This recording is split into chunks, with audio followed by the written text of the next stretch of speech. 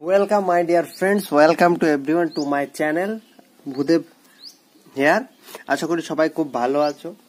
তো দেখো স্লাইডে যদিও আমি কিছু লিখিনি, বাট থাম্বনেল দেখে অলরেডি বুঝতে পেরে গেছো আমরা আজকে কি শুরু করতে যাচ্ছি।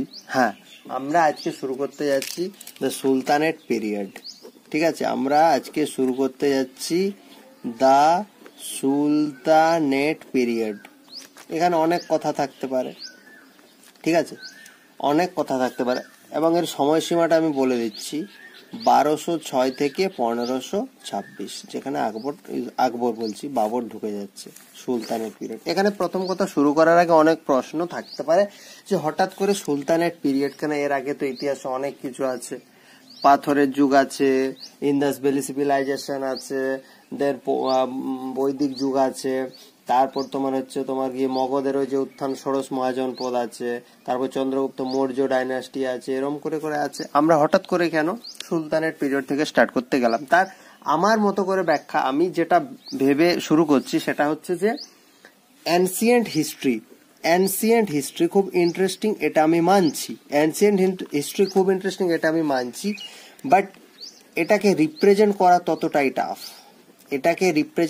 ততটাই টাফ। আমি অ্যানসিয়েন্ট হিস্ট্রি সম্পর্কে কতটা জানি, আমি যে কোনো ভাবে জানতে পারি, বাট সেটা আমি কিভাবে জানানোর চেষ্টা করব সেই দুটো কিন্তু আলাদা।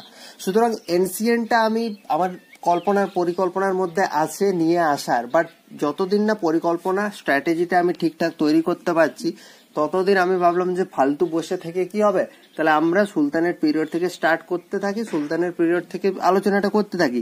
যখন আমার পুরো প্রপার প্ল্যানিংটা স্ট্র্যাটেজিটা আমি তৈরি করতে পারবো, তখন আমি এই যে পাথরের যুগ থেকে একেবারে এই তোমার গিয়ে যেখান থেকে শুরু করছি সুলতানেট এর আগে পর্যন্ত কমপ্লিট করে দেবো, মানে টোটাল হিস্ট্রিটা আমরা করব।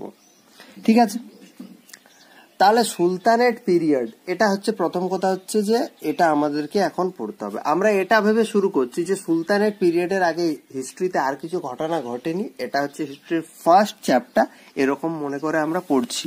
কোনো কিভাবে এলো কিভাবে কিনা সেটা তো আমরা আলোচনা করবোই, বাট আজকে দেখলে থাম্বনেলটাতে জাস্ট বেসিক ব্রিফ ইন্ট্রোডাকশনটা আমরা দেবো যে ডাইনাস্টিটা কি রকম, মানে কোন কোন তোমার ইয়েটা, এই যে সুলতানেট পিরিয়ডে কোন কোন ডাইনাস্টি ছিল, জাস্ট আমরা ওভারভিউ নেব। কাল থেকে যখন আমরা স্লেভ ডাইনাস্টি ডিটেলসে ঢুকে যাব, তখন আমরা প্রত্যেকটা যে শাসক আছে কার পর কে আসছে এবং প্রত্যেকটা থেকে যে ইম্পর্টেন্ট আসপেক্ট গুলো যেগুলো আছে, কারো রেভিনিউ সিস্টেম ভালো ছিল, কারো অ্যাডমিনিস্ট্রেশন ভালো ছিল, কেউ রিলিজিয়নের প্রতি, আমি বলছি না যে সুলতানেট পিরিয়ডে রিলিজিয়নের, কারণ এটা তো সবাই তখন মুসলিম ছিল, বাট পরবর্তীকালে যে রাজার যেটা তুলে প্রশ্ন হয় ইম্পর্টেন্ট, ঠিক যেরকম শেরশাহ তোমার তুমি কোশ্চেন পাবে, অ্যাডমিনিস্ট্রেশন কোশ্চেন পাবে প্রতি 2 বছরে একবার, তো তখন আমরা সেগুলো আলোচনা করব। ঠিক আছে, তো চলো, অনেক কথা বললাম, আজকে সুলতানেট পিরিয়ড আমরা স্টার্ট করছি। তো দেখো, এই যে সুলতানেট পিরিয়ড আমরা বলছি, এই সুলতানেট পিরিয়ড হচ্ছে মাহমুদ অফ গাজনি, আফগানিস্তানের মাহমুদ অফ গাজনি এবং তার সাথে মোহাম্মদ ঘুরি ইন্ডিয়াতে কন্টিনিউয়াসলি আক্রমণ করেছেন, কোনো সময় ফেইল্ড হয়েছেন, কোনো সময় সাকসেস হয়েছেন, এবং ফাইনালি তারা দিল্লির যে সুলতানেটটা, সেই দিল্লির সুলতানেটটা স্থাপন করতে পেরেছিলেন। একটা হচ্ছে মাহমুদ অফ গাজনি, ঠিক আছে, মাহমুদ, এটা আমি কাল ডিটেলে বলবো, কোনো চিন্তা নেই, আজকে জাস্ট একটু বলে দিচ্ছি। আর একটা হচ্ছে কে বলো না, আর একটা হচ্ছে মোহাম্মদ ঘুরি। ঠিক আছে, মোহাম্মদ ঘুরি হচ্ছে তার স্লেভ, এই মোহাম্মদ ঘুরির স্লেভ আবার কুতুবুদ্দিন আইবকের স্লেভ আবার হচ্ছে গিয়ে তোমার ইলতুৎমিশ, সেটা আমরা আলোচনা করব। তো ফাইনালি এই দুজন সক্ষম হলেন, এবং এর যখন পরে পড়বো তখন আমরা অ্যাকচুয়াল দেখতে পাবো কুতুবুদ্দিন আইবক হচ্ছে প্রতিষ্ঠাতা, বাট মেন প্রতিষ্ঠাতা আমরা যদি বলি তোমার গিয়ে হচ্ছে স্লেভ ডাইনাস্টি, তখন আবার হয়ে যাবে ইলতুৎমিশ, সেটা পরের কথা। তাহলে মাহমুদ অফ গজনি আর মোহাম্মদ ঘুরি এই দুজন প্রতিষ্ঠা করলেন। এবং এখানে আমরা যদি ভালো করে পড়ি, এখান থেকে যে সমস্ত প্রশ্নগুলো আসতে পারে সেগুলো আমি আস্তে আস্তে বলছি, বাট এই যে এখানে টোটাল 6টা ডাইনাস্টির কথা আমরা পাবো। ঠিক আছে, আমি যদি এই যে সুলতানেট যেটা আমরা বলছি 6টা ডাইনাস্টির কথা আমরা পড়বো, আমি একটু লেখার চেষ্টা করছি। প্রথমটাকে বলা হচ্ছে স্লেভ ডাইনাস্টি, ঠিক আছে, 1 নাম্বার যেটা সেটাকে বলা হচ্ছে স্লেভ ডাইনাস্টি। এই স্লেভ ডাইনাস্টিকে কোথাও কোথাও ইলবারি ডাইনাস্টিও বলা হচ্ছে, কারণ এরা ইলবারি হচ্ছে একটা ট্রাইবের নাম, ঠিক আছে। এদের রাজত্বকাল যদি আমরা দেখি তাহলে এদের রাজত্বকাল আমরা দেখব 1206 থেকে 1290 পর্যন্ত, ঠিক আছে, স্লেভ ডাইনাস্টি। এরপর হচ্ছে কোথাও পাবে খলজি, কোথাও পাবে খিলজি, কোনো ব্যাপার না, একই জিনিস, ডাইনাস্টি, ঠিক। এরা হচ্ছে 1290 থেকে 1320। ওকে, নেক্সট 3 নম্বরে আমরা যেটা পাবো, 3 নম্বরে আমরা পাবো হচ্ছে তুগলক ডাইনাস্টি। তুগলক ডাইনাস্টি, এদের সময়সীমাটা কিন্তু খুব বেশি, 1320 থেকে প্রায় 1413। ওকে, 4 নম্বর হচ্ছে সৈয়দ ডাইনাস্টি, 1414 থেকে প্রায় তোমার 1451, ঠিক আছে। এবং 6 নম্বর লাস্ট যেটা, 6 কেন হতে যাবে, 5, এটা হচ্ছে লোধি ডাইনাস্টি। লোধি ডাইনাস্টি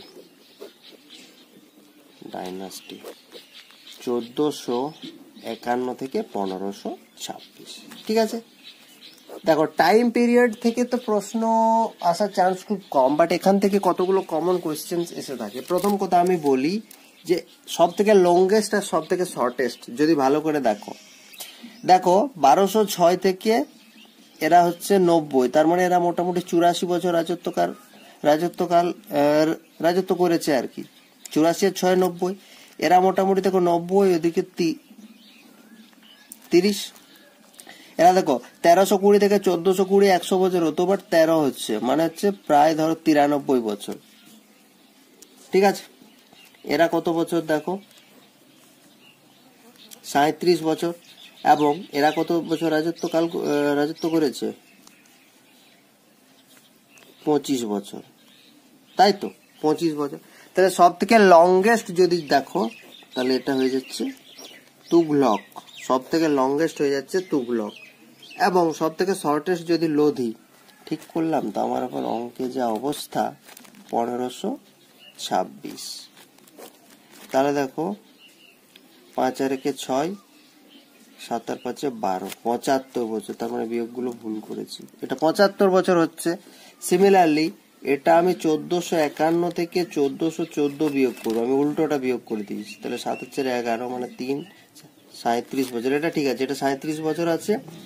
তাহলে সব থেকে স্মলেস্ট হয়ে যাচ্ছে তোমার শর্টেস্ট, এটা হয়ে যাচ্ছে খলজি, ঠিক আছে, যেটা আলাউদ্দিন খলজি একটা সিনেমাও আছে, দেখবে। তাহলে সব থেকে লংগেস্ট হচ্ছে তোমার গিয়ে তুগলক ডাইনাস্টি এবং শর্টেস্ট হচ্ছে খিলজি ডাইনাস্টি। এটা দিয়ে একটা প্রশ্ন হয়। আর একটা প্রশ্ন হয় হচ্ছে গিয়ে এদের অরিজিনের ব্যাপারে প্রশ্ন হয়। দেখো এই যে সুলতান, এই যে আমি সুলতান বলছি না, সুলতানেট, এদের অরিজিন একটা কিন্তু ছিল টার্কি আর একটা ছিল কিন্তু আফগান, ঠিক আছে।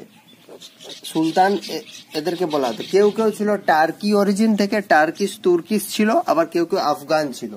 তো প্রশ্ন আসে, এই যে আমি 5খানা ডাইনাস্টির কথা বললাম, এই 5খানা ডাইনাস্টির মধ্যে একমাত্র একটা ডাইনাস্টি আছে যেটার অরিজিনটা ছিল কিন্তু হচ্ছে গিয়ে তোমার আফগান। এই যে স্লেভ বলো, খলজি বলো, তুগলক বলো, সৈয়দ বলো, এই যে 4খানা আছে, এই 4খানার ছিল হচ্ছে টার্কিশ অরিজিন, তুর্কিশ ছিল, ওরা টার্কি থেকে এসেছিল, তুর্কিশ অরিজিন।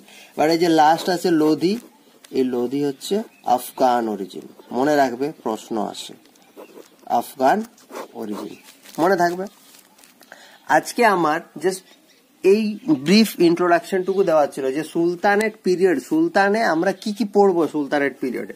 আমরা কালকে আলোচনা করবো স্লেভ ডাইনাস্টি বা ইলবারি ডাইনাস্টি, সেটা শেষ হয়ে গেলে খলজি ধরবো, তারপর তুগলক, তারপর সৈয়দ, তারপর লোধি, পরপর আমরা আলোচনা করব। আচ্ছা, এখানে যে কালচারাল দিকটা আছে, কুতুব মিনার, এই যে কালচারাল ব্যাপার স্যাপার গুলো আছে, আমরা এখানেই কভার করব। এবং আমরা আস্তে আস্তে বুঝবো যে কিভাবে সুলতানেট স্লেভ ডাইনাস্টির হাত ধরে শুরু হলো, তারপর বিস্তৃত হতে হতে তুগলকের সময় হচ্ছে সর্বোচ্চ সীমায় পৌঁছে গেছে। স্লেভ থেকে তোমার হচ্ছে খলজি থেকে তুগলক পর্যন্ত বাড়ছিল। স্লেভের পর খলজি বাড়লো, তুগলকে হচ্ছে হাইয়েস্ট সব থেকে বড় সাম্রাজ্য ছিল এই সময়। তারপরে সৈয়দরা কি করলো, যুদ্ধ থেকে পলায়ন করতে লাগলো, যুদ্ধক্ষেত্রে পরাজিত হতে লাগলো, এবং সৈয়দের পর থেকে লোধি। ঠিক আছে, ফাইনালি বাবর 1526-এ তার যে ইউনিক যুদ্ধ কৌশল ছিল, যুদ্ধ পদ্ধতি ছিল, প্রথম পানিপথের যুদ্ধে ইব্রাহিম লোদিকে পরাস্ত করে মোগল সাম্রাজ্যের প্রতিষ্ঠা করছেন, সেটা পরের ব্যাপার। বাট আমরা কি কি আসপেক্ট আলোচনা করব আমি আবার বলে দিচ্ছি। এই যে ধরো আমাদের আসপেক্টটা কি হবে, আমরা কালকে স্লেভ ডাইনাস্টি আলোচনা করব। ঠিক আছে, আমরা কালকে স্লেভ ডাইনাস্টি আলোচনা করব। তো আজকে যেরকম আমরা একটা ব্রিফ ইন্ট্রোডাকশন পেলাম, সেরকম আমরা ব্রিফ ইন্ট্রোডাকশন প্রথমে নেব। ব্রিফ ইন্ট্রোডাকশন বলতে প্রথমে আমরা কুতুবউদ্দিন আইবকের কথা পড়বো, তারপর আমরা ইলতুৎমিশের কথা পড়বো, তারপর আমরা সুলতানা রাজিয়ার কথা পড়বো। বেসিক কার পর কে এসছে এবং মেজর যে তাদের যে ব্যাপারগুলো, যেগুলো সিজদা পাইবস ধরো আছে, তারপর ওই জমি ল্যান্ড গ্র্যান্ড সিস্টেম যেগুলো আছে, সেগুলো আমরা প্রত্যেকটা পড়বো। তারপর আমরা দেখবো যে প্রিভিয়াস ইয়ার PYQ থেকে কোন কোন দিক থেকে ডেসক্রিপটিভ কোশ্চেন এসছে। ঠিক যেরকম শের শায়ের তোমার অ্যাডমিনিস্ট্রেশন থেকে, ওটা আমি বললাম খুব ইম্পর্টেন্ট। আমরা PYQ সলভ করবো, PYQ দেখবো কোন কোশ্চেনটা বেশি আসছে, তারপর আমরা অ্যান্সার লেখার চেষ্টা করব। ঠিক আছে, তো আগে তো ব্যাপারগুলো বুঝতে হবে। হিস্ট্রি অ্যান্সার লিখতে হয় সবসময় 360 ডিগ্রি অ্যাঙ্গেলে, বিভিন্ন পার্সপেক্টিভ থাকে, প্রত্যেকটা পার্সপেক্টিভ ধরে ধরে আলোচনা করতে হয়। ঠিক আছে, তো যাই হোক, আমি আশা করছি আজকে আমি ব্রিফ ইন্ট্রোডাকশন, এই যে আমরা শুরু করতে যাচ্ছি দিল্লি সুলতানেট পিরিয়ড, এই সুলতানেট পিরিয়ডে কি পড়বো, এর ব্যাপার স্যাপার কি, সেটুকু আমি বোঝাতে পারলাম।